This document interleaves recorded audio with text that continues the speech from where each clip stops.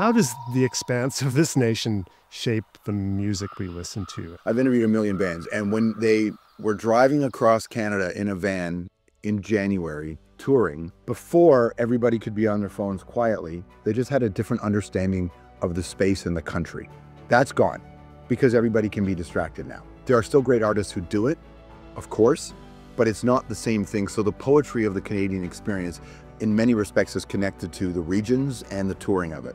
And I also would say, you want to be a serious contributor to the cultural conversation, you are now walking into a room that has Michael Ondaatje and Margaret Atwood and Stephen Leacock and Gordon Lightfoot. And I mean, just think about the Gords that we've produced. Yeah, a lot of good Gords. Gords alone. And I remember talking to Gord Downie about this early, and he said, being poetic, should you dare, understand whom you're standing beside. So there's an expectation that you have to push. You have to be a little bit more.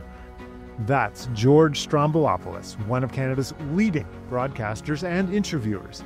He's talked with literally thousands of people in his career, from King Charles to Gord Downie, Maya Angelou to Lady Gaga. You get the idea.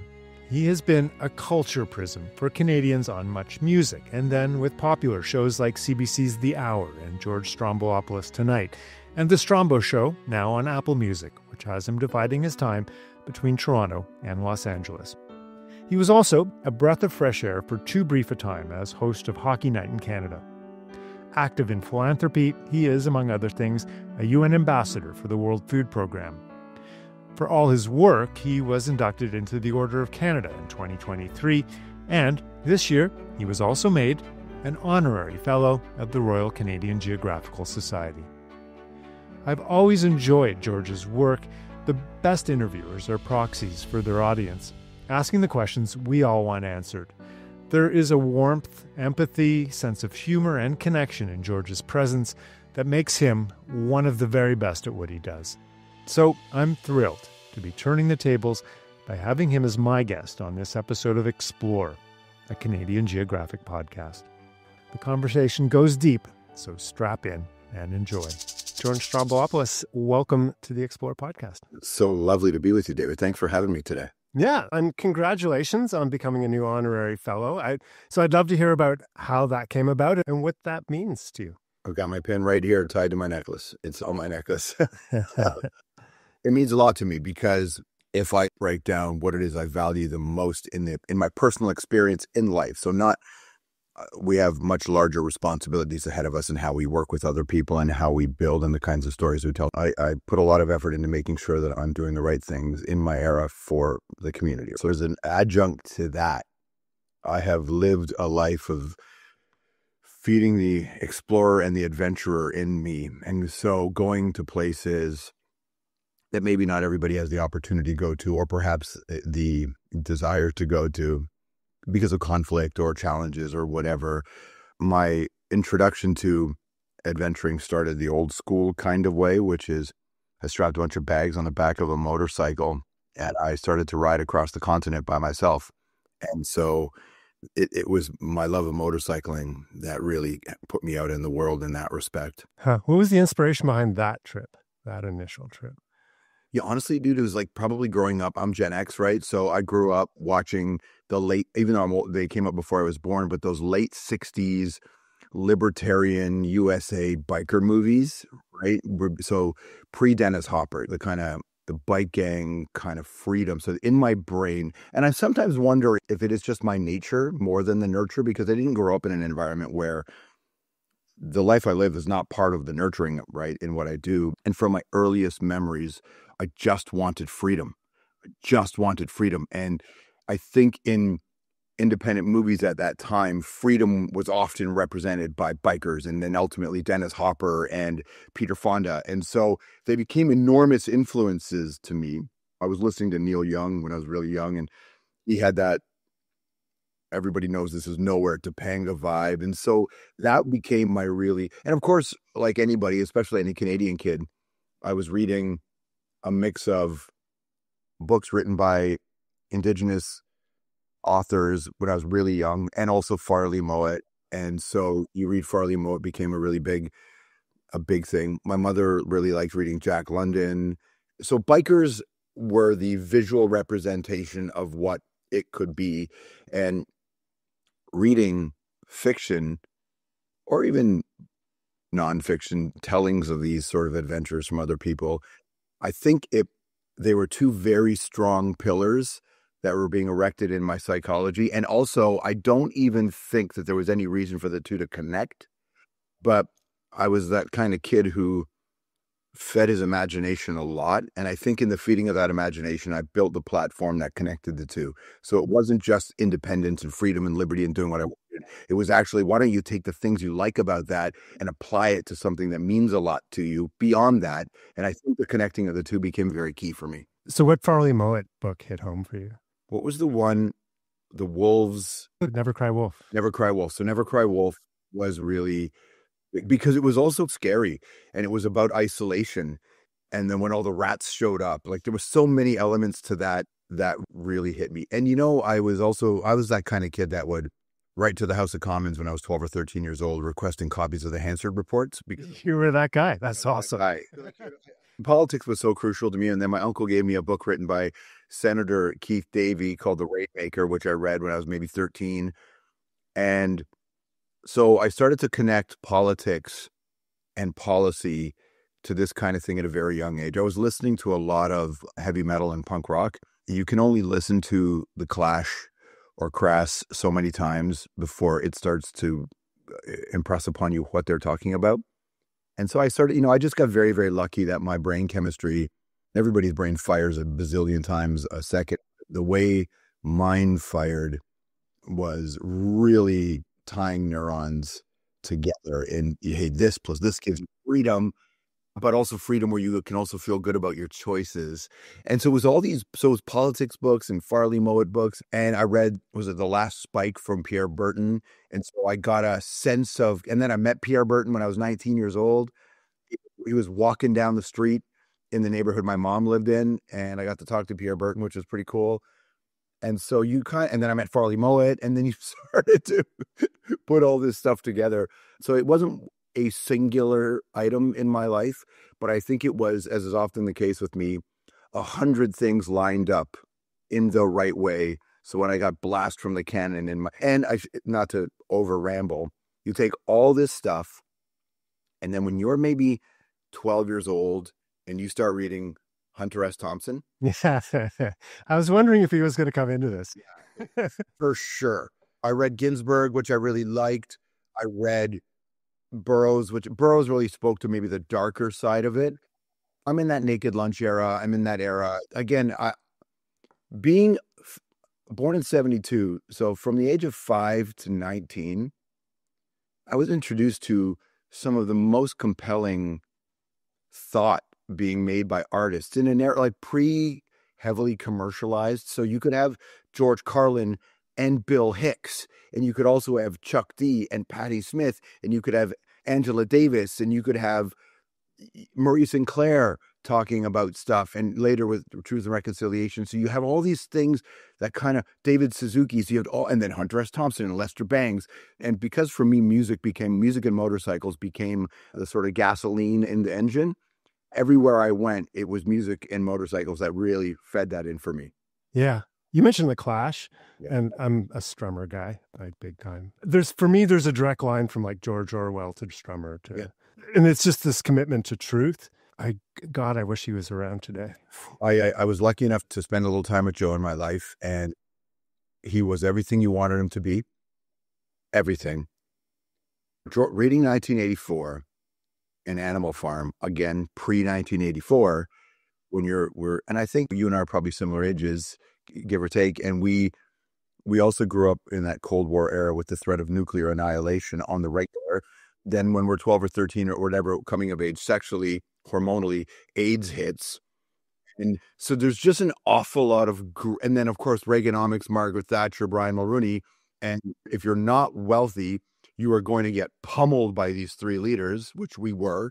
So there's just so much happening that Orwell into Joe Strummer, and to a degree Bono, with what he was doing with your global, him and Geldof and your global responsibility. That, and then finding out that Live Aid was in part inspired by Brian Stewart, a CBC journalist, because I think it was Geldof had seen that tape, or Bowie, somebody had seen a Brian Stewart report from Ethiopia. So you start to look at our role in the world. And that was back when Canada had an identity that we could hang our hat on, an identity we don't have at the moment. And I maintain my belief that this country at its absolute best is a promise we strive to keep, or a series of promises we strive to keep. And so all of this stuff, when I'm young, but then you're watching Taxi Driver. And so if that little part of it's funny how this all ties into it, that little part of your brain when you're little that feels disenfranchised sees an adult representation of what that could be like. And so the artistic world when I was 10 years old, and then Public Enemy came out. And now it's a whole other thing.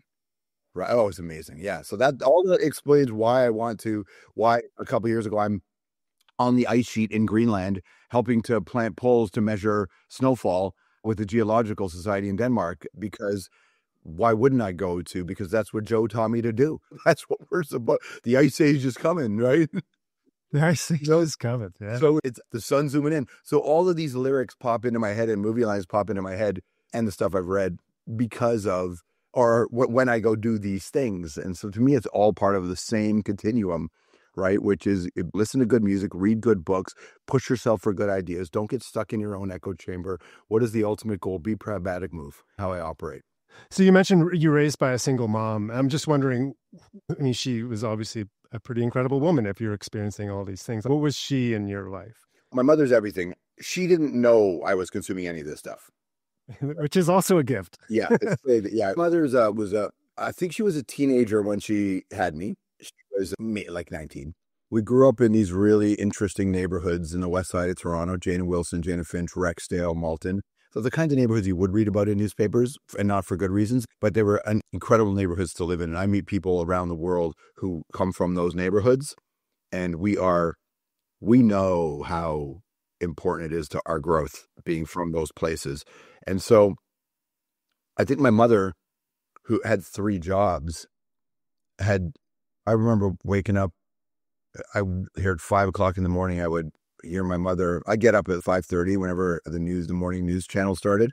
I had a broken 5-inch black and white TV that I could zoom in. I didn't have cable. I would watch the news 5:36 when they started on TV in Canada. My mother would be getting up. Her first job was a paper route, because it was an extra $10 a week. But my mother, my sister, and our grocery bill for the month was $50. That's what we lived on. And so I just, through my mother, what I watched, first of all, my mother is eminently kind, and kindness and selflessness is a really important part of my mother's identity. And so I think that definitely landed on my sister and myself, that we saw that was important. So the other thing that I saw from my mother was work ethic, which was beyond reproach.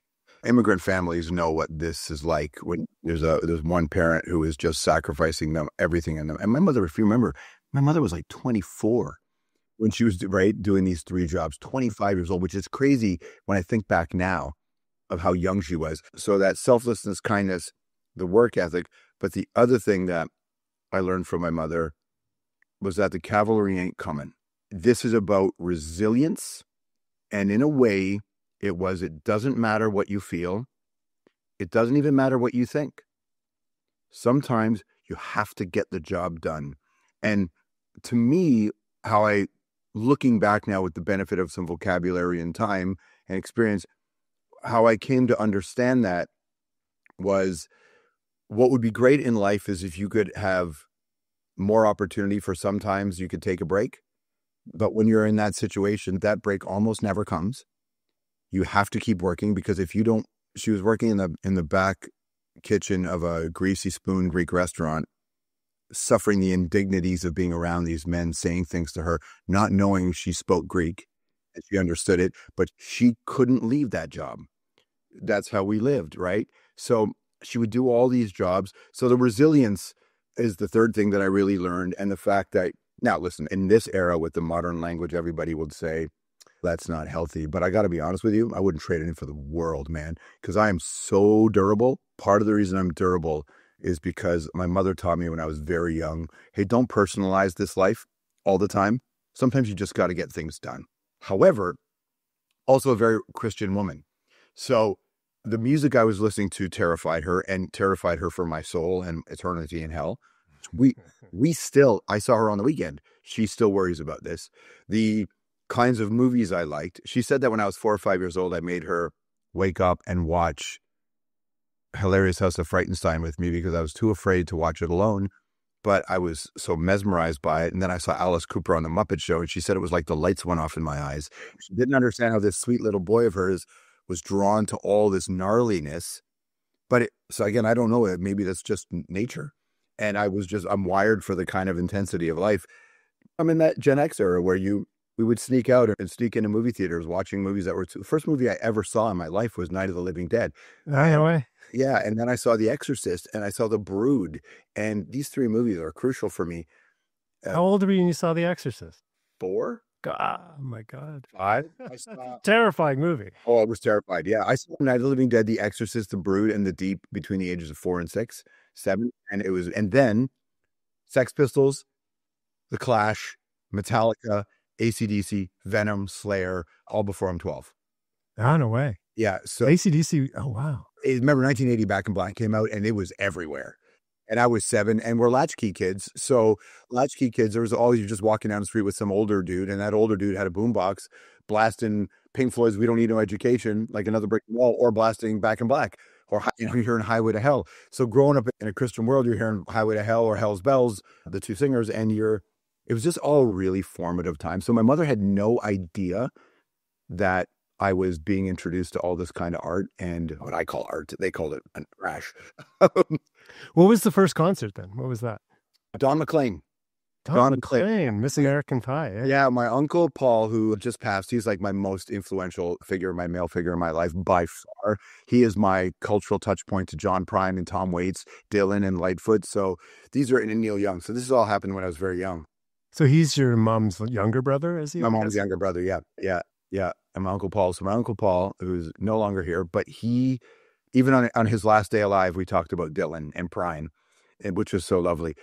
It was that kind of introduction to sound. And he took my mother, my sister, and I to go see Don McLean at the Ontario Place Forum, which Doug Ford has torn down. But the amphitheater is still there, but the Forum with the rotating stage. Then I went and saw David Lee Roth. So, yeah. And then when I was 16, I saw Metallica at Maple Leaf Gardens. Oh, wow. And it was on the Injustice for All tour, and everything in my life changed after seeing that. It was crazy, actually. It was crazy to be 16 years old in Toronto, getting off the subway on Carlton Street, walking upstairs, and there's just thousands of angry boys. The energy, just raw energy. Yeah. Dude, if somebody hadn't learned back then how to bottle that, every war would have been won in one day. There was so much anger, but it was an outlet for anger, which I thought was really important. No, it's hugely important. Yeah, totally. So my first 2 were, I saw the Kinks and U2 within a week of each other in 1985. Oh my God. Yeah. So that was, yeah. And the Kinks were phenomenal. Still like super relevant band, mid-80s, like still putting out albums that mattered. The coolest band, by the way. If you go through history, the Who and the Kinks were the coolest of the band. Oh my God. Yeah. No. Waterloo Sunset is still probably one of my favorites. So, And so U2, that's pre-Joshua Tree. Yeah, pre. Yeah. Still really energetic U2. Oh my God. Still punk threads in there. Yeah. No Bono climbing the scaffolding. The Maple Leaf Ballroom in Toronto? Or what? It was in Ottawa. So the Ottawa Civic. I saw so many shows in the Ottawa Civic Center, which wound up being amazing because the floor was actually standing room only and the cheapest tickets in the house. Amazing. So we could elbow our ways right to the front of the stage. My God. For one amazing show after another. It was like, and then they figured, these should be really expensive. Yeah, that's right.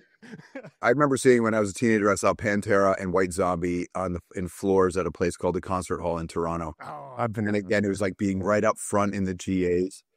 I know that we need to make the world safer for kids, but rock shows for us back then were dangerous places. And I honestly, I'm better for it. Yeah. I saw the Pogues at the Concert Hall in 88.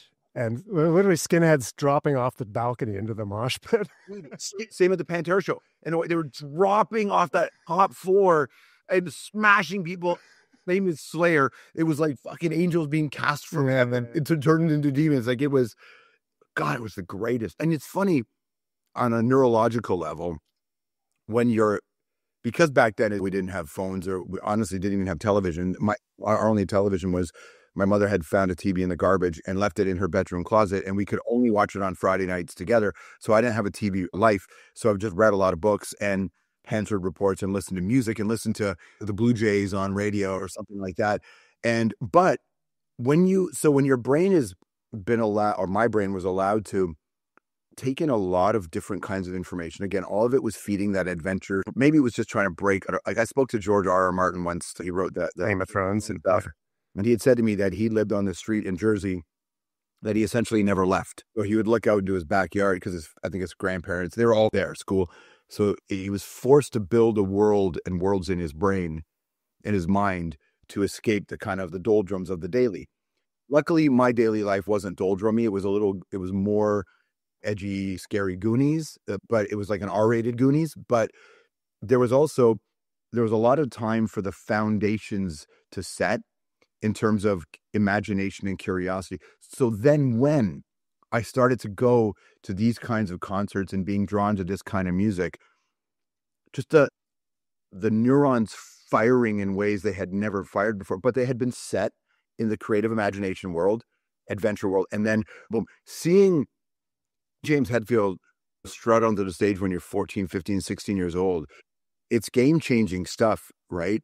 Especially raised in a religious home, being in a room where Brian Johnson screams out hell's bells, it's really massive. I remember seeing Alice Cooper, and it was the same thing. It was just really instructive for me, where I just thought, man, you can do anything. Even though I know you couldn't, but there was a part of my brain that said, look at this madness. Look at this madness. And I just really loved it. So everything I do in my career today started in this idea that, and I still think of music this way, which is because I listen to some pretty unlistenable stuff. And I try to watch films that are really, I don't go to art to feel better or safe. I go to watch movies, independent films, where I walk out of the theater mortified by what I experienced. And because I believe that the value is, first of all, we know the earth is not flat, but let's just say it was, which it's not. Back when someone would hop on a ship when they still thought the earth was flat, and they would sail out to find the edge of the earth, right? On a cultural level, I want to find the musicians and see the films that are made at the edge of the earth. How far can I get? And so this became, it's still what I do today. I watch a lot of movies, but I still think it's a perfect medium. But I watch Hollywood movies and I'm just mostly bored, even by the really good ones.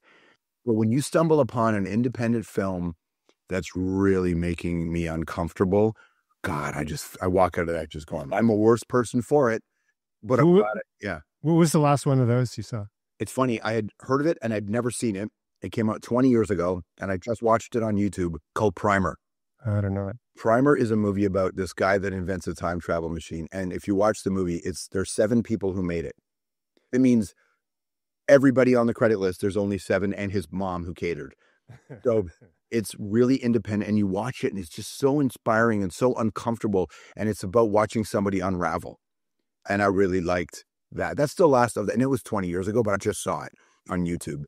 Maybe my most used app for films I watch the Criterion Collection app all the time. That's my number one streamer, and a streamer called Night Flight. And Night Flight is, if someone watching or listening to this, if you ever want to just put something on and just go, what if a lesbian vampire became a CIA agent in 1962 and went to hunt down old Nazis? There's a movie made about that in Italy on film. So I'm really just looking for really extreme expression. Yeah. So Night Flight is where I go to watch. And sometimes I don't even watch the titles, but I'm one of those guys that loves Holy Mountain. I watch Holy Mountain regularly. I watch Rosemary's Baby, I probably watch The Exorcist 9 or 10 times a year now. So I'm looking for that I'm a big fan of Cassavetes and The Killing of a Chinese Bookie, which is one of my favorite movies of all time. And I think that Ben Gazzara's performance. So I just love watching that kind of push the boundaries film when boundaries were allowed to be pushed. Now we don't get to do that because everybody's freaked out by complicated ideas. What's a Canadian movie that resonates with you? I was a movie theater usher. Oh, great. In the 80s. This is when movies had like 2-month runs in theaters too, right? Was it? Oh, yeah. Did you remember when 2.5 years, The Gods Must Be Crazy played? Yeah. So when you're a movie theater usher in Toronto back in the day, you would get loaned out to other theaters during festivals to do usher work. And so the Festival of Festivals is what TIFF was called back then. And I got loaned out. I just turned 17 when Bruce McDonald won for Roadkill. Oh, awesome. He won Best Canadian Director, Best New Canadian Director in 1989. Roadkill, Highway 61, Dance Me Outside, Hardcore Logo. So those 4 movies he made in a row. So the first Canadian one that I saw that really pushed me was I watched The Brood from David Cronenberg. That was my initiation. But I saw that. I saw Scanners, Videodrome, and the Dead Zone. So really crazy, important movies in my life, Cronenberg. And then right after that, Bruce McDonald hits the scene. Yeah. And so for me, and to this day, I make films in large part because of Bruce McDonald, and he's just so special. And at that time, if you remember, in the press, they were starting to talk about the new Toronto, English filmmakers, because Quebec always had their thing covered. And then the new Toronto kind of went away for a lot of reasons that on a different podcast, you and I can talk about, which is what I'm trying to work on now in this stage of my life. So Bruce McDonald became, honestly, Roadkill, Highway 61, Dance Me Outside, Hardcore Logo. Those first two, too, are road movies. Yeah. Like really road movies. And there aren't a lot of Canadian road movies. And those were absolutely that. Except for the iconic one, Going Down the Road. But Hardcore Logo, of course, was the culmination of that punk rock filmmaker. When I loved the Headstones, and I always thought Hugh Dillon is one of the great front people this country has ever been lucky enough to claim. And Dance Me Outside has some of the best dialogue. And so there's a lot. And again, that's based on the Kinsella book, right? Is that it? Yes. WP? Yeah. But it's also very connected to a Canada that I never saw on CBC or CTV. So growing up a kid of immigrants, most of the kids in my school, most of us, I would say almost all were born. We're the first person in our families born in Canada. And so we lived in very multicultural, integrated communities, not integrated by any community or any government. Thrown together, basically. Thrown together, lived by the airport.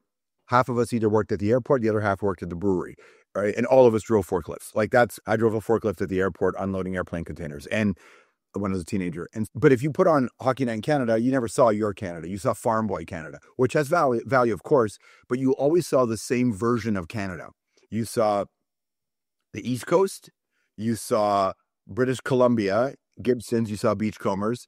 In the news, you got that cross-country check-up small town vibe. Mm-hmm. But if you grew up ethnic, with the exception of the King of Kensington. Yeah, exactly. Right? I never saw what my neighborhoods looked like ever reflected anywhere. And then Bruce McDonald started making shows where I went, that doesn't necessarily look like my Canada, but it sure feels like it. Busted, despondent, addicted, all the things that come violent. I just really loved it. And Dance Me Outside, I thought was this really, and again, I haven't seen it in a while, but I remember when I saw it thinking, oh my God, who made this movie? What is this? And it introduced me to indigeneity in a way I hadn't been introduced to before. You've traveled all over this country, and music is something that's in a through line in your life, obviously. Yeah. How does the expanse of this nation shape the music we listen to? I've interviewed a million bands, and when they were driving across Canada in a van in January, touring, before everybody could be on their phones quietly, they just had a different understanding of the space in the country. That's gone because everybody can be distracted now. There are still great artists who do it, of course, but it's not the same thing. So the poetry of the Canadian experience in many respects is connected to the regions and the touring of it. Blue Rodeo talks a lot about this. Listen to Corb Lund's music. Oh my God, it's so great. And out of Ottawa, a band called the Riptides, which I love, the punk rock band called the Riptides, and Propaganda in Winnipeg. So to me, there was how the vastness of Canada contributed to the art was that it was vast and it was also isolated. Before all of us were connected, it was pretty an isolated place. When I lived in Kelowna in the early 90s, before Kelowna had the boom, before the wine business in Canada, before all that changed, the Okanagan, Kelowna was tiny. It didn't have internet. Imagine that. Like sharing a room, like an apartment with 4 dudes, no internet. It was music and alcohol. And adventure. So I understood Canada very differently, and I experienced it very differently. And I think a lot of artists do too, when you have to be present in the country. And so I think that played a really big role. I think that's why. And I also would say, if you got your Jonies and your Neils and your Willies, Willie Thrasher, Willie Dunn, you have your Lightfoots, and they're all from the stream of Stephen Leacock and Margaret Atwood. So you have this expectation of, if you want to be a serious contributor to the cultural conversation, you are now walking into a room that has Michael Ondaatje and Margaret Atwood and Stephen Leacock and Gordon Lightfoot. And just think about the Gords that we've produced. Yeah, a lot of good Gords. Gords alone, right? When I sing the national anthem now, I don't do the God thing. I say Gord. I replace God with Gord when I sing it. And I remember talking to Gord Downie about this early, and he said, being poetic, should you dare understand whom you're standing beside. So there's an expectation that you have to push. You have to be a little bit more. I think about Jim Cuddy and Greg Keeler's lyrics. I think about Blue Rodeo, yeah. Oh my God. I think about the lyrics of Propagandy out of Winnipeg, this punk band. There's just a lot that matters. So I think that the vastness of the natural world contributed. The group of seven paintings were, of course, constantly pushed when you're a kid. But then Gord Downie helps connect you to that. Gord Downie connects you to the two solitudes. And then there's Neil Young and Joni Mitchell, who are Bob Dylan came up to induct Gordon Lightfoot when he got one of his honors, because that's how important Gord was to Dylan. I think that the natural world inspired a lot of them early, but then it became this self-fueling machine where if you want to be taken seriously, Gord Sinclair, like there's just so many great Gords in this country, right? Gordon Vincent. Yeah. Look at all of our Gords, dude. It goes on and on. And then you had Donald Sutherland in movies, and so now you got weirdness. It was all just, Canada's a weird country, I believe it. And we were particularly weird back then. So let's talk about Gord Downie. You were a big presence in the recent Hip documentary that showed up on Prime. I still haven't seen it. Oh, no. Too emotional. I don't want to watch it. I will watch it, but I'll watch it alone with a case of non-alcoholic Heineken, and I'll probably, and I don't mind saying this, I will probably cry my way through most of it. Oh my God. Yeah. Yeah. That interview happened in this house, and there were many times I would have to stop. Yeah. That's Gord's brother, right? Yeah. Gord's brother, Mike, because we were, yeah, God. Yeah. So I think like you, my life is the arc of the Hip. It's like they literally played my friend's high school prom, Philman Wright High School in Gatineau. They were the prom band in 87. Yeah. And all the way through, I saw them at another roadside attraction. There were 80,000 freaking people there. And I saw them at the 930 Club in D.C. like 2 years later, and it was 300 Canadians all high-fiving each other. Couldn't believe how lucky we were. Anyway, this band was... I saw them in England, so I hosted a Canada Day show with them in 2013 in Trafalgar Square, and it was epic. But the next night, they played a show in a club in Camden, or near Camden. Growing up with punk rock, I'm going to Camden to see the Hip. For sure, yeah. And it was a strange experience because it's England, so there's a lot of Canadians there, but many of the Canadians there were with a partner or a friend who wasn't Canadian. And I sometimes get a bit emotional thinking about it because I paid very close attention to this. There were people who were not from Canada who were seeing a different side of their partner for the first time. And you could see, when you're watching sports, who's off the puck, who doesn't have the puck, what are they doing? I watched those people. And they were just looking, when someone's belting out courage, it couldn't come at a worse time. And the run, David, it's perhaps one of the most impactful shows I've ever seen in my life. And I've been lucky to see a lot. And as they got older, because a lot of people didn't like the Hip because the Hip were ubiquitous. But as they got older, they started to realize, like Gord was really on it. Gord was really saying all of them are really on it. And the band doesn't work if it's not all of them. Yeah. Yeah, oh my God, the Hip. I liked Blue Rodeo when I was younger, but I got to my late 30s into my 40s, and now I finally get Blue Rodeo. Yeah, I'm the same. Yeah, I appreciate it much more. Yeah, and I love them. Like, you listen to Lost Together, forget it. There's no country in the world that's written a song like that. And so jam along with Diamond Mine any day. Oh my God, yeah. Hasn't hit me yet. Try. They're beautiful songs. So we're just so lucky that our gods, pretty epic gods, man. Joni Mitchell. I listened to Circle Game. I wasn't a big Joni Mitchell fan as a kid, but you listen to Circle Game now, you're like, what? How does somebody do that? Yeah. She was young too, and she was producing so much. Yeah. That's why I have high expectations of youth. Because Dylan and Joni and Neil were babies. I still think, to me, Neil's my number one. along of Canada. Dylan and Neil and John Prine are in my group. But if you notice all of those people, and it's the same reason why this Canadian Geographic thing means a lot to me, is that it's not about the natural world, really. It is, but it's actually about people and how they live and how you live and how we interact and to celebrate how beautiful and natural this life can be, and to watch how other people celebrate it and not want to imprint your view on them. And if you look at the way Gord sang about, even that song singing about David Milgaard, when nobody was singing about David Milgaard, what pop star sings about David Milgaard? Bob Dylan sang about Reuben Carter, right? There's only a certain kind of person takes on the case of somebody who doesn't want to be selling. Hip hop does a really good job of it. Early hip hop did. And talk to Jim Cuddy about Canada. He's got really interesting points of view about Canada because he's seen a lot of it. Most Canadians don't go. I've been to all 10 provinces in one of the territories. I've been to the Arctic Circle a couple of times. I've not been to 2 territories. I'll get there.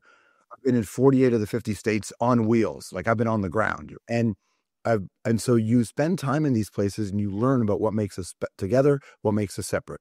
And I like that. And so the great Canadian musicians like Neil Young figured that out. Joni figured that out, and they found a way, again, employing metaphor, to make it extend beyond Winnipeg, beyond Alberta, beyond Toronto.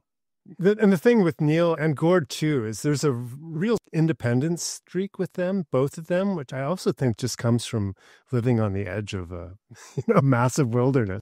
And in a weird way, people call Toronto a city the concrete jungle. Yeah. It is that. Yeah. It is that. It's a different kind of wildlife that you're contending with, but it is that. I think even though with Toronto, you can drive 3 hours north of Toronto and you're in bush. Yeah, I think that used to be the case. I think now you can drive 3 hours and you won't even get out of the city because of traffic. With that, okay, let's count it in kilometers then. Yeah, as the crow flies, for sure. Yeah, Sure. Blue jay flies, for sure. Those 3 hours are at 4 a.m. on a Tuesday. That's right. Yeah, I just think that there's this element of us kissing the edge of all of this, that it's true. When I was young and I was getting into trouble, my mother was trying to find, I didn't have a dad, so my mother was trying to find good male influences in my life.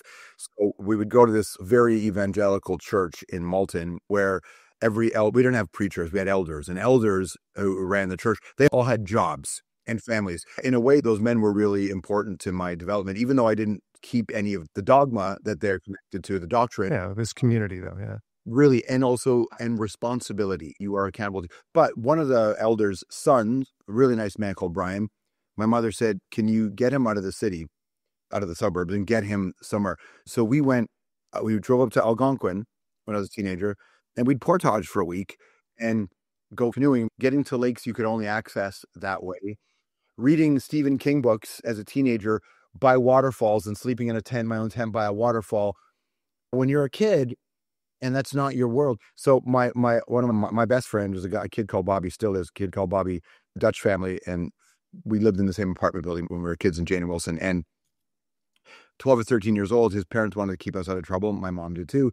So Bobby and I, 12, 13 years old, they would drop us off up north in campgrounds for 2 weeks by ourselves. And we would have to camp. We would canoe to Orillia, past the area, because we were in Lake Couchiching, going to Orillia. We would get some groceries, but then we would go out in the canoe and we would fish and catch our fish and we would cook our fish. We were 12 and it was really interesting. Now, if I think back now, yeah, we were on the edge of this really natural world. And when you're in the woods, it doesn't matter what's on the other side of the woods, as far as you're in the woods.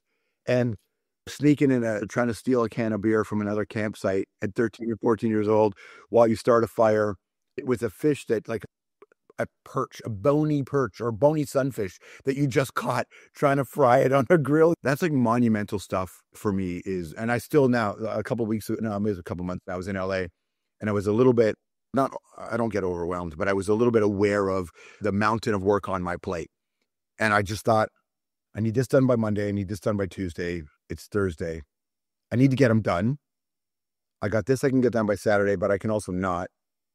I just went out to the back, put my tent on my motorcycle, and I had my bags my camping bags are already packed on my panniers. I just hooked them on with my BMW, my adventure motorcycle, and I rode out into the desert, and I found a piece of desert surrounded by some trees, put my tent down there, pulled out a book, read a book, and I just would camp for a couple of days in the desert by myself. When people ask me, why do I spend so much time in California? I'm like, that's part of the reason, is because 12 months of the year, I can go camping on my motorcycle. So I still do it quite regularly, getting out there on my own and riding. I'm on a really crazy work run around for the last 4 months. My hope is in June, I'll do that again. I'm going to go up to a place in California that got flooded out years ago that apparently is back. And I'll just set up the tent and I'll just be there. And I know fire is dangerous and firewood, but frying up some broccoli or whatever and mushrooms on an open fire, drinking a non-alcoholic Guinness with can. I have these like wood chairs that they're like 2 pieces. They're easy to strap on my bike, slot them in together. Sounds perfect. Yeah, because on camping, I think the thing that people skimp on, they don't realize is seating is important. Oh yeah, no, we've got these great little mountain equipment co-op folding chairs. Yeah, you need them. I camp more alone than I camp with people, but I love it. I mean, just think back to you as a kid or on that canoe trip too. And there's a thing, especially when you're a child, because you're so in your head as a teenager, right? Like you're just processing so much. And just to get that moment where you just realize you're just a small cog in this whole thing. Like it's the greatest thing that can happen to a human being if they roll with it the right way, which is that there is no brain on this planet. There has never been a brain on this planet that can understand the infiniteness of this. And that is not a reason not to explore it and try to understand it. But I think it's more beautiful when you think about it and you apply poetry to it. I'm more interested in the poetry applied to the infiniteness of this world as opposed to the science, because I'm not going to live long enough to know that. I don't care about it. I'm just this tiny little thing that, if there is life on another planet, which there has to be, and if that life is sentient, it doesn't even know we exist and they're pondering the same things. And how beautiful is the not knowing? I love that so much. And I get caught, like you probably do too, or many do. I get caught in the rhythm of doing this life that you can forget. Oh, you know who I just got a message from? Who's that? Robert from Metallica. Come. Tell him I say hi. Yeah, we love. He's in Toronto. Nice. Yeah, they are. They just play a show. I saw them at the game last night. Yeah, and I think they're doing Thursday and Saturday here. And I love it. So I have to really, it's part of the reason why I keep my camping stuff on my motorcycle all packed. Yeah. Because I don't have time to plan a trip. Yeah. I have a split second where I decide I'm going to go. And honestly, I'll make the decision and I'm on the motorcycle within 20 minutes. And I often don't know where I'm going to go. I head north. Because if it's hot, I head north. Yeah. I get into the woods. If I feel like I want to be a little bit more isolated, I head into the desert. And although I need to spend more wood time because the desert is just, it's climate, it's just too hot. I'm getting smoked out there, man. Yeah. There's just something about the earthiness, the full earthiness of the woods too. Yeah. Just breathe that in. Yeah. But I hate mosquitoes. I hate mosquitoes with a passion. Yeah. No, don't even mention black flies. Mosquitoes are like... No time. Yeah. Not to pull us out of that moment, but you're dividing your time now between LA and Toronto. And just what's it like to be in LA as a Canadian now? The same. As someone who listens to punk rock, you would understand this, is that I have always known what the U.S. is. You can't listen to Bad Religion or the Circle Jerks or the Dead Kennedys and not know what the U.S. is. So this, oh my God, it's so different now. Kinda. What is a little different is the ramped up ICE raids in California are traumatic for communities. And the lack of humanity that exists in a certain group of U.S. conservative and neoliberal is shocking. There are young men who dress up as ICE agents and go stand in the parking lot of a Walmart just to scare people. There is a depravity that exists in the consciousness of a certain kind of American conservative, and more importantly, an American Christian conservative, the nationalists. I know it's not all conservatism. I know, but there is a certain kind of depravity that exists in the psyche of these that make this very complicated to live there. As a Canadian, you can blend in and not deal with people. So I have a privilege that other groups don't have. Yeah. And I recognize that. Also, again, I've been to 48 of the 50 states. I won money on the first Trump election because 20 years earlier, I had been on a road trip through the U.S. and saw how they really felt about the Clintons. And this is pre-internet, how they really felt about the Clintons. So when the U.S. Democrats decided it was going to be Hillary Clinton, I'm neither a Clinton nor a Trump fan. But on a straight, I was like, oh, I'll take that bet. Who wants to take that? It'll never happen. I'll take that bet. You don't understand how the U.S. feels about this family. What people are feeling is often important to validate. How it's applied is dangerous. And so I look at the U.S. now very much like I looked at, man, on my old talk show, I would get grief from certain politicians because I would challenge the notion of the free trade agreements. And they would say to me, cabinet members in Canadian government would say to me, the world agrees that free trade is a good thing. That book's written. But what I knew, because I was in the U.S., I was interviewing really extreme right-wingers because I'm not afraid to interview people with very different points of view, including Pat Buchanan, who told me no free trade agreement with the United States will ever hold the moment we decide it's no longer in our national interest.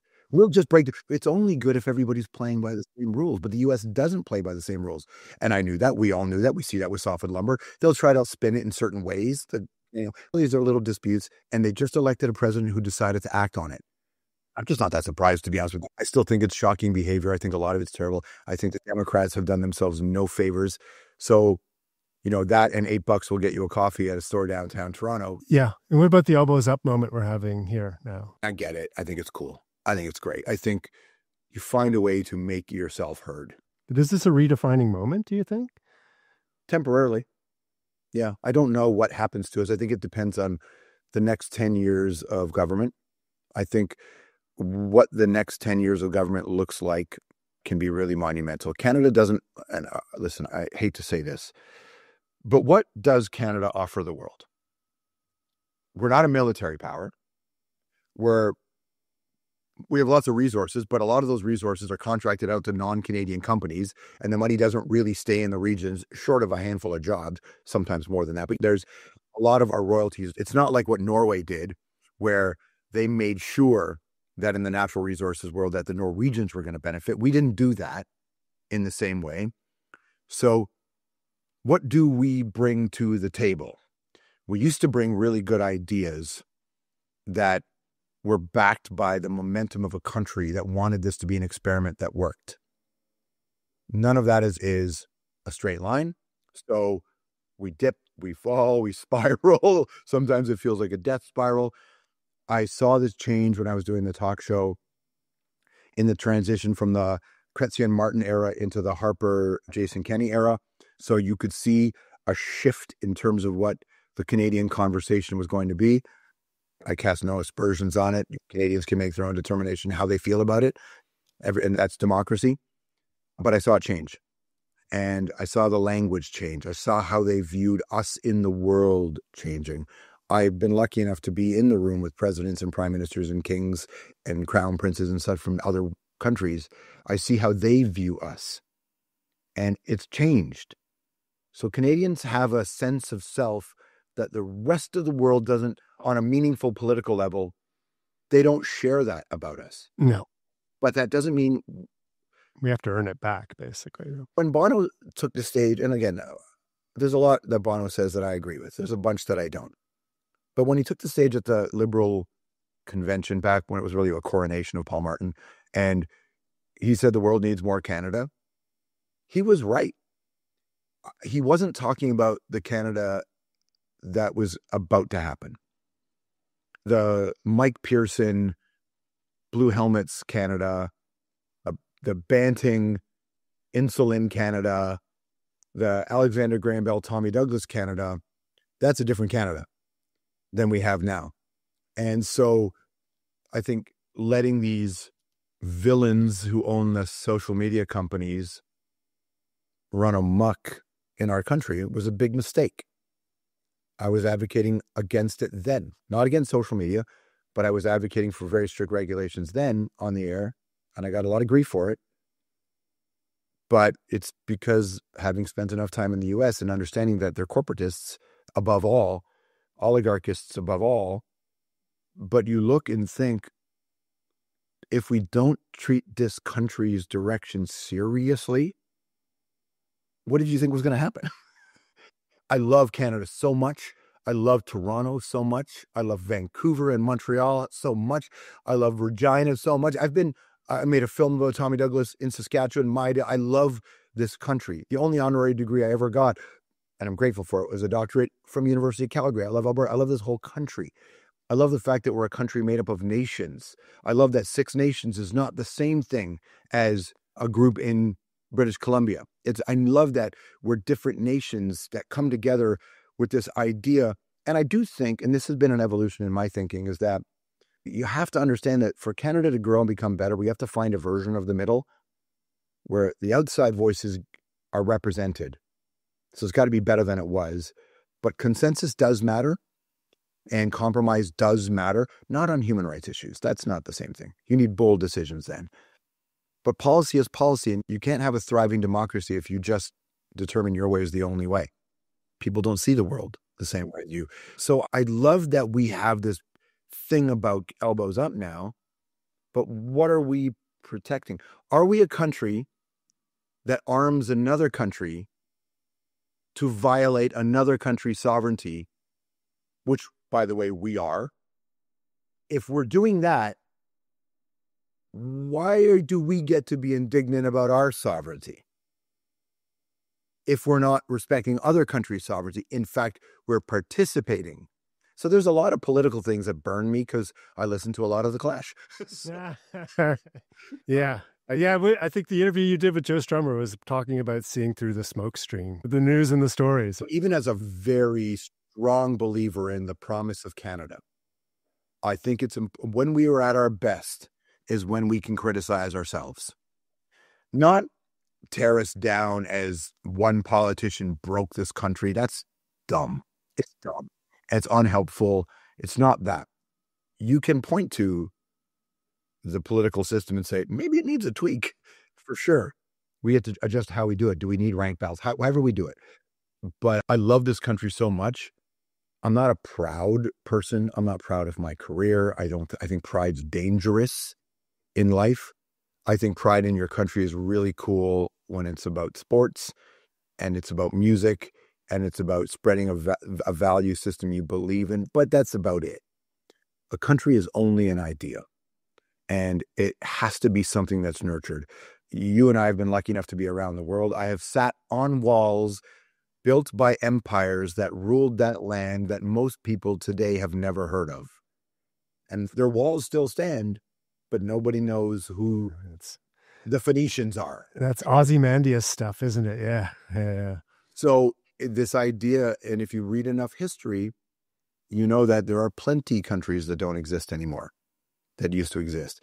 So what is Canada? Our history are different nations of indigenous communities. I'm blown away, not surprised, but blown away by all the people in this country who don't think that's an amazing part of this country or this region's development, and it should be celebrated. It should be. It's no affront to you to have. I think land acknowledgements are important for the people they're important to, and I understand why it's an important effort. A land acknowledgement by itself is just posturing, and I don't find that helpful.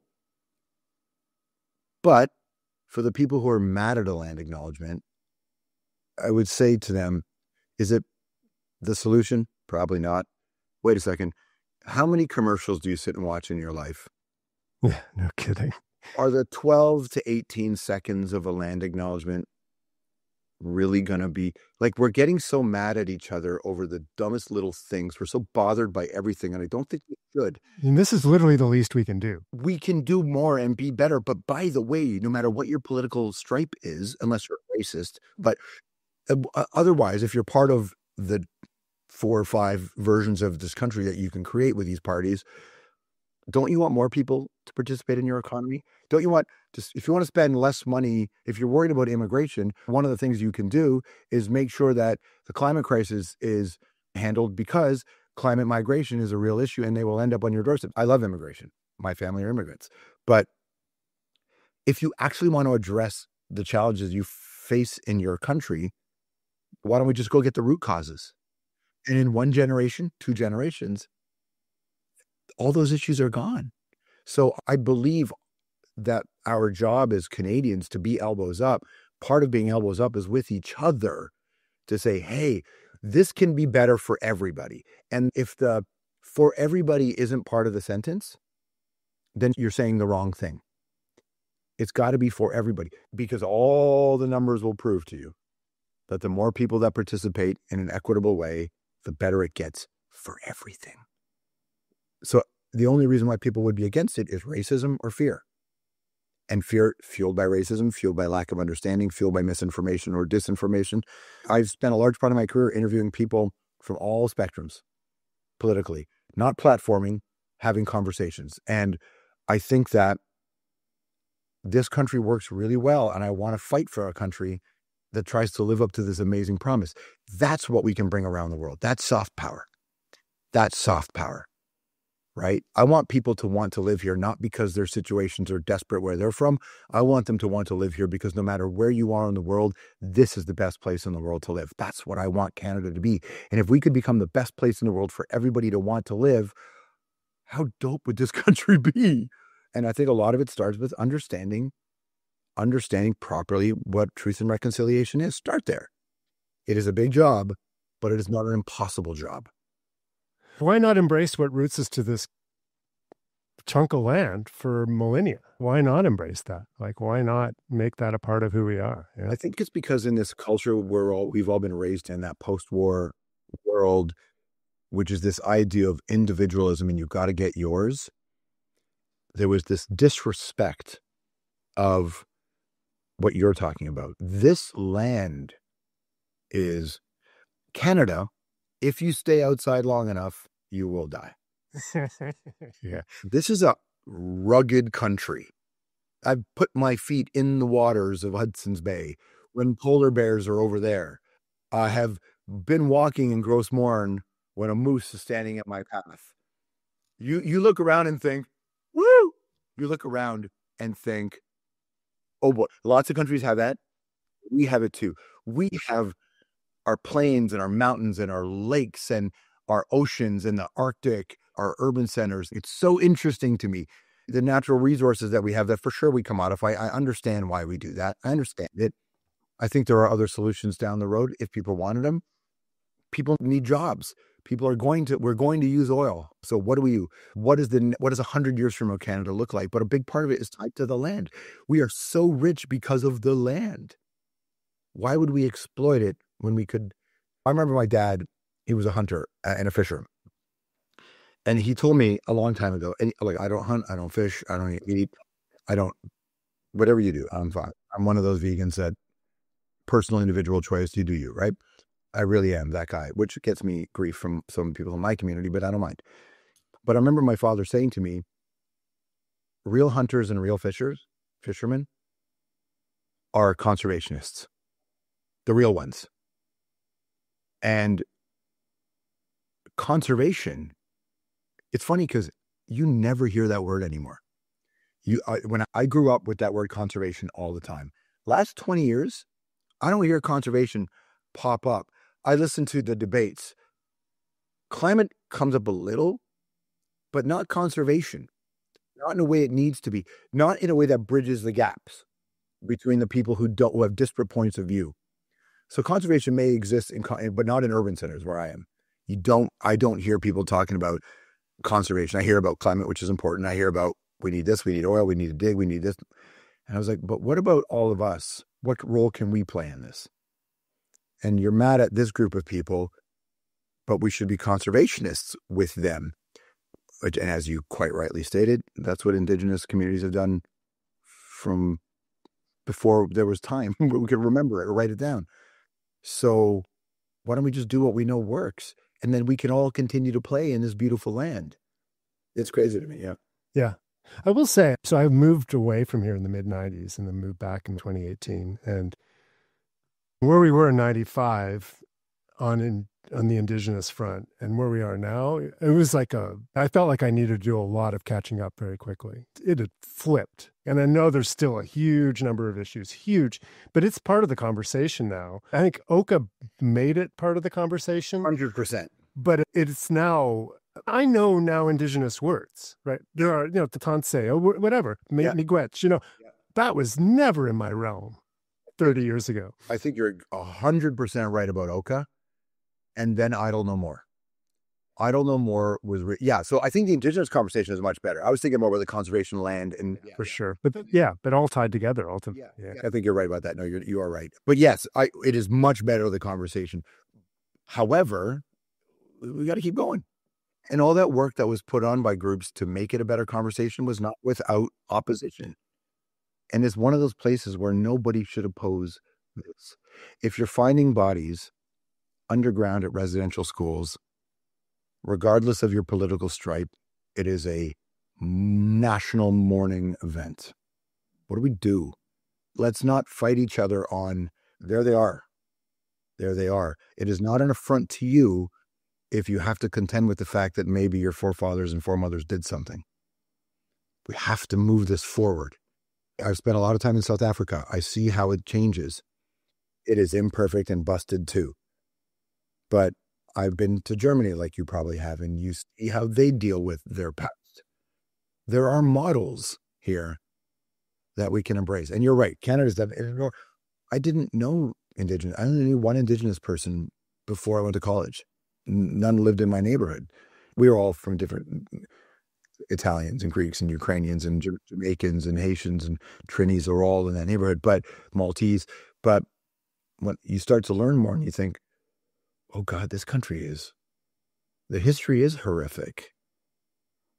And it's not a thing to shy away from. It's a thing to embrace and be like, I say this all the time and people think I'm bullshitting, but I'm not, sorry for swearing, but it's be like bison, enter the storm.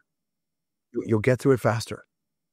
Here comes the storm. Okay, we have a collective piece of work to do here.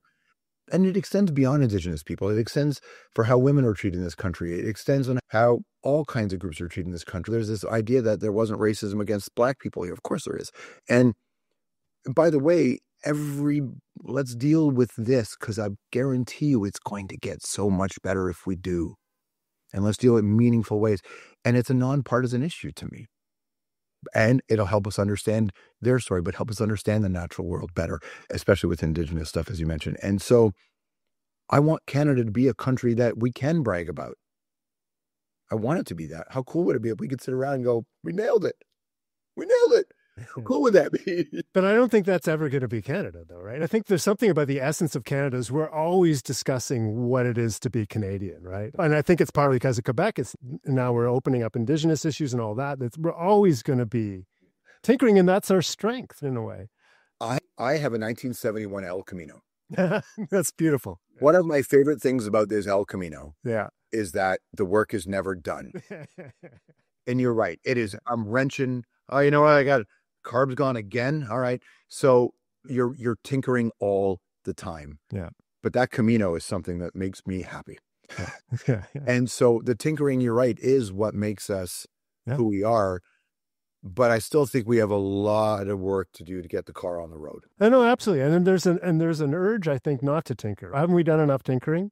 It's understandable in a way too, right? Yeah. And they're difficult conversations, but why not? Yeah, no, exactly. Why not? Exactly. Listen, I've taken up a lot of your time. Dude, I'm happy to keep on going. I love it. But whatever you need. If you want to talk more about adventure exploration, I'm down for that too. What does an explorer, like that word explorer, what does that mean to you? Just based on what we're talking about, you have to be careful how you call yourself an explorer too. Yeah. So many of the problems in this world come from that. It's a quest for knowledge and understanding of what has happened. And I think that, to me, it is about history in a way, because you get to a place and you don't try to plant your flag on it. You get to a place to understand what happened there. I read this book a long time ago, and there was this line, I'm going to paraphrase it, and I'll get it a little wrong, but it said, if you don't understand history, you can't appreciate, you don't understand an artifact. And if you don't really understand an artifact, you can't really appreciate history. I like the idea of introducing people to the incredible experiences that people have had on this planet. Because I'm not the guy who sailed the ship that's at the bottom of the sea that people are going to go see, right? I'm more of the person who wants to connect you to all these ideas and histories and amazing things that happen. And in those amazing things, the problematic things that happen in there. Because if you understand how somebody did something great, but also was problematic and did something problematic, what that gives you is permission to not be perfect in stopping you from doing a thing. Let's not be problematic if we can help. But this idea of these great explorers were also broken men and women who were trying their version of getting away or seeing it. To me, being an explorer is about feeding your curiosity in a way that you can. There are a lot of people in this world who are immobile, who don't have the physical capabilities to go do the things that they can't just hop on a motorcycle and go. That doesn't make them any less an explorer and an adventurer. It's the fact that we are all learning about what this world is, where we come from, what it could be, and honestly, just how majestic the natural world is, how majestic it is. So for me, the motorcycle adventures, the helicoptering up to the Arctic Circle, the getting over the mountains in Haiti, a lot of what I do is connected to a version of the humanitarian work with the World Food Program. So I see sometimes the grimmer side of the human experience often, but in every place, you look for the laughter too, and you find ways that we can all see how we come together. Now, it was born out of my desire to be alone and independent and a free spirit, those motorcycle trips. I wanted to just be, I love to self-isolate. I'm not a very social person. I'm antisocial. I've learned to be outgoing as a second language, but it's a second language. My first language is to be by myself, under a helmet, racing. That's my place, my natural place. But I have learned that it would be only using 10% of the opportunity of the human experience if I just did the adventure for that. I have met people that I'm in touch with this day. I learn things about the world to this day. I can apply things to my own work in Canada based on conversations and experience I had in Pakistan during a war, just after war. And so to me, it's all of those things. But it's really about understanding what this life is. Not my life, but this life. And find that to be, and for me, it just happened to be motorcycles and helicopters and adventure in that respect. Huh. In a previous life, I worked as a bartender at the Park Plaza Hotel in Toronto. Yeah. And in the early 90s, and there was a bartender there, Harold Kochberg, who'd been there since 1948. Amazing guy. And he took me under his wing. And he didn't think I should be bartending. He wanted to get me in.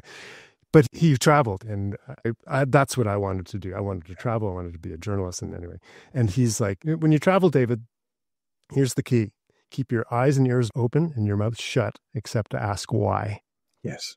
Yeah. 100%. Yeah. But because you never know when you're going to need that lesson. You never know. Absolutely. I remember being in Jacmel, Haiti, and I was just sitting having dinner with some friends at his house. He had a table, and I looked outside the window and I watched this voodoo ceremony go down the beach. And I said, I'm going to be right back. So I just walked out, and the dancing procession, all these older women doing it. And I said, I don't speak French. I don't speak Creole. I'm like, can I come in? And they went. And being in the midst of this voodoo ceremony, dancing, no words exchanged, couple of hand gestures, was one of the richest experiences of my life. Watching this centuries-old thing happen today. And they're wearing traditional clothes, but I can see one of them was wearing Jordans. I'm like, we're both wearing Jordans. This is really funny, right? It's just how all of it comes together. I can see a million movies, and I'm never going to get that experience.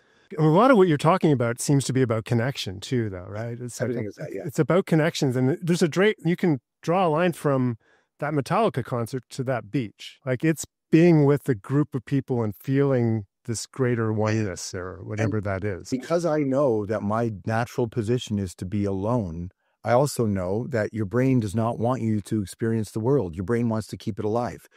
Your brain will put up all these guardrails to make sure you're safe. Well, I don't need to be safe the way my brain wants me to be. So I'm going to have and in a way, David, I feel like what I'm ultimately doing is directing one movie. And that's that movie that's going to flash before my eyes when I die. So what am I going to see when I die? What's the last thing I'm going to see? Is it going to just be me on my phone scrolling? Is it going to be me at a desk typing in a cubicle? What is that last movie I'm going to see? So I have been, once that sort of done, that after the Gold Rush Neil Young song, lying in a burned out basement, looking for a replacement. This is essentially my version of that, where I went, oh my God, life's running out. I was probably in my mid 30s when this really dawned on me that I'm only directing one movie. So I set out to make the kinds of films for my final viewing the great explorers and filmmakers make. Sometimes it's that deep one-on-one in a bar in Toronto. Sometimes it's that voodoo procession in Haiti. Yeah. Sometimes it's taking cover in a place around the world, like when I was in Darfur, when gunshots are ringing around you and you're playing cards so that everybody's trying to normalize a very abnormal situation, right? These are all these, so that when that final movie, that projector finally goes, let's go, and I'm watching it back, at least with my last moment on this life, should I be so lucky to have one where I'm conscious, I will see one truly complete experience, or as complete as it could be. And the number one way to feel is human connection. Sometimes that means just standing beside somebody. All your molecules. I'm not even a hippie, and I'm talking like this, but all some molecules come together. You're watching the shooting stars. What's that Gord Downie line? If we circle back when the sky was hypothetical and fall one star at a time. Bob Cajun. There is a roadmap to life. There is a guidebook on how to do this right. Yeah, the people who come before us told us how to do this. Yeah. I think of that another Gord Downie line too. No dress rehearsals. This is our life. Which is that's shocking how powerful that lyric is. Yeah, how powerful. Yeah. I had a producer I worked with who we'd be sitting in a hotel room plotting what we were going to do for the day for way too long. And he'd literally just trot that line out. Let's get going. Go on. Yep. And so then if you marry it with looking for a place to happen. Yeah. Looking for a place to happen. It's pretty incredible. After the Gold Rush from Neil Young is the song lyrically where I thought, break out of this. Go. Yeah. Go see this thing. Look at Mother Nature on the run. What are we doing?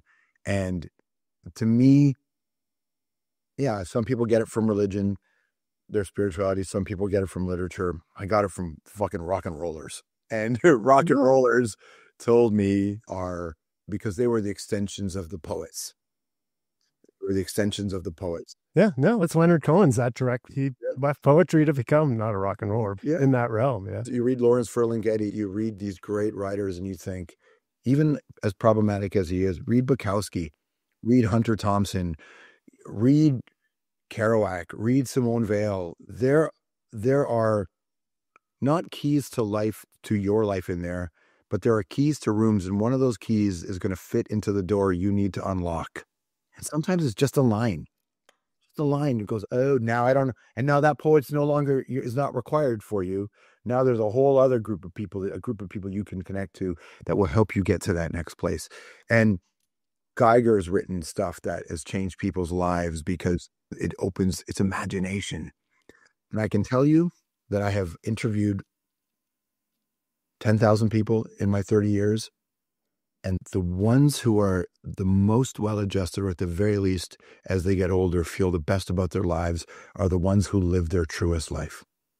The expression. Sometimes that's impossible, but it's likely possible. Sometimes it's difficult. Often, I guess, difficult. But there is a guidebook for life, which is live your truest self. Live your truest self. If your truest self is unsustainable for the world, the universe will correct itself, and you will be corrected too. And that's fine. I've so lucky to speak to so many people in my life and to listen to so many poems, songs, and read so many books where you just sit back and say, oh, it's all pointing to the same thing. So if everybody's saying the same thing, why am I ignoring that? I work too much now. in places where I'm like, what am I doing? I should be out there. But I'm also tied to, I have a life. I got to pay for the life. I got to figure this out. So I make sure that I carve windows out to do the thing that truly exhausts me so I can justify staying home for a month or 3 weeks recovering while working so I can go do it again. But I'm slowly working towards a place where, like, I look at my life, David, and I think I haven't ridden my motorcycle around the world. I feel like my life's going to be a failure. Yeah. If I don't do that. Yeah. Why have I not done that? I need to do that. Even if that means I got to ride for a month, fly back for a week to work, leave my bike there, go back. However, I've not ridden my motorcycle through Russia. Why have I not done that? Why have I not ridden my motorcycle through China? Why have I not done that? So in my brain, it all comes back to, how can I get on my bike and go? How can I do that and go?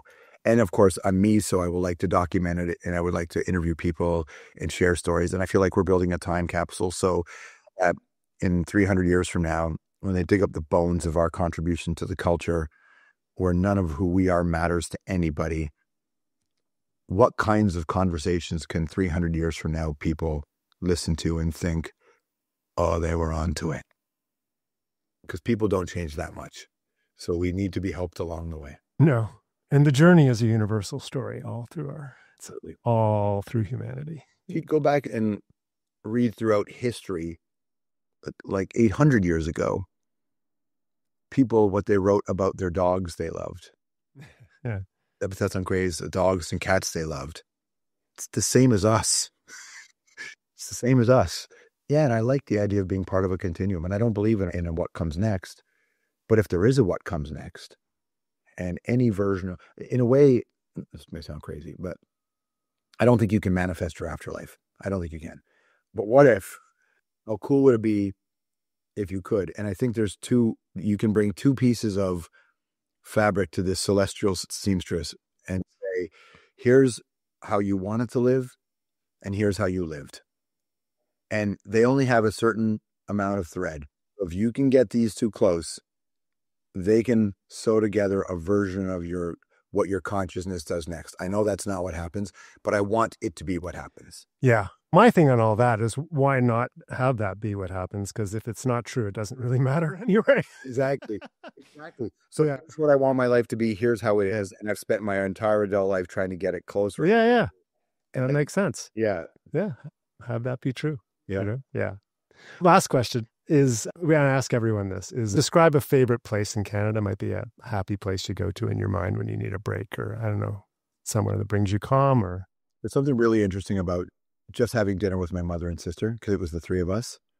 So going up to my sister's place, and I don't see my family as often because of my life just went in different directions, but which I regret a lot of it. I think not seeing them as much, but having dinner with my mother and my sister, just us, is the greatest for me. But that's one answer. But I think in the context of the global thing we're talking about, probably Camden Market, having a drink by that old horse walkway that became a Clash album cover. There's something about that really settles me, and riding my motorcycle into Joshua Tree. Joshua Tree, that's the US, but as England, Canada, Vancouver, because it's the perfect mix. It's not as robust and busy and active a city as I need. Yeah. But the people are very active, I will say. Yeah, yes. But that's a different kind. It's hiking. It's hiking. But yes, no, it's getting out and seeing the buildings and then the mountains at the end, like in East Van, seeing the mountains and the water. I really love the ocean. The islands there, the Magdalen Islands. Oh, the East Coast. Yeah, are being out there when it's so windy that the sand's flying everywhere. It's almost, you look around and think, how are we doing this? It's so windy. Like, I love being there. Pangnirtung. No, I'm Baffin Island. Yeah, I've never been. Yeah. I was dog sledding. This is before I went vegan. I was dog sledding in Baffin Island, and a hunter had just caught a caribou.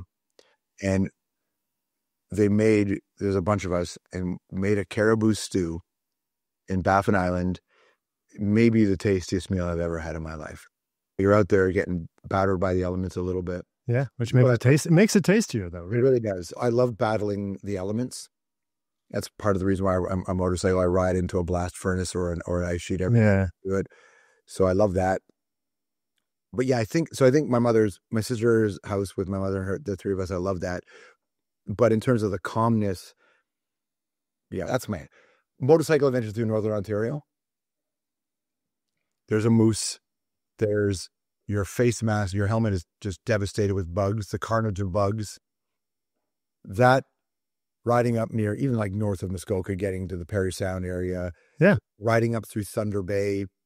I love that stretch of Yonge Street that comes around Lake Superior. Get on the North Shore of the Lake Superior. Yes. Oh my God, it's so beautiful. Even the North Shore of Upper Peninsula of Lake Michigan, it's so beautiful. And like around that side of the UP, so I think riding my motorcycle up through Northern Ontario is pretty fantastic. Yeah. There's a campsite there, I'm sure. Many of them. You're right beside that stream you were camping beside as a kid, too. There's a waterfall. And I was thinking of going up and just going on social media on my Instagram stories and say, has anybody got a backyard I can camp in? And see if I wanted to go from get in Newfoundland. Oh, you could totally do that. Yeah, and ride all the way across the country.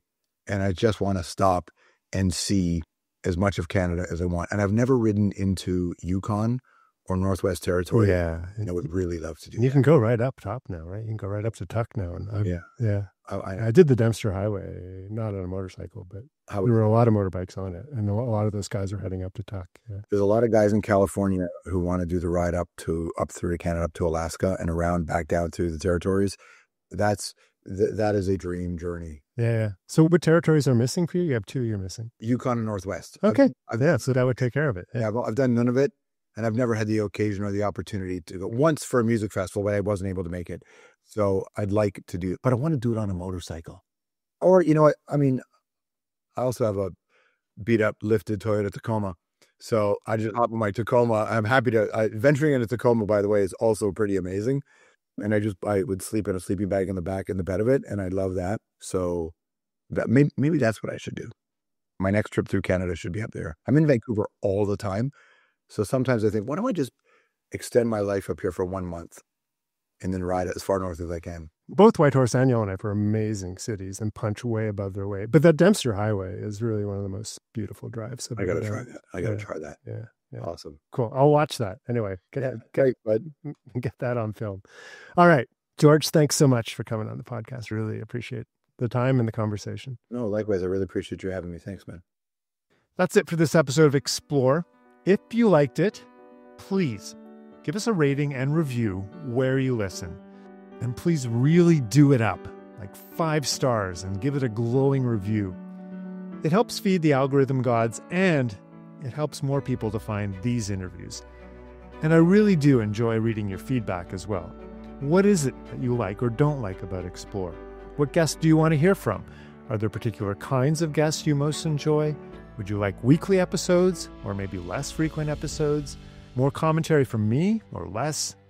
Let me know in the comments or DM in my Instagram at david.mcguffin, or you can email me at explore@canadiangeographic.ca, and I might even read your note in an upcoming episode. So thanks, You are the lifeblood of this whole thing. Until next time, when we'll explore again. I'm David McGuffin. I think right now we're enjoying very much looking back at the Earth, and it's just a fantastic experience, and I just can't wait to get back and start telling people. We left Simpson about June the 10th with a fur brigade consisting of a number of yacht boats, each manned by 10 voyageurs. For us Inuit, it means that Inuit oral history is very strong. And we flew low over every inch of the country that could be. We were hoping that he would fire at us. Oh, I guess 160 dives or so. There are shrimp swimming around outside. It's just fabulous here. Well, I'm a first for Canada.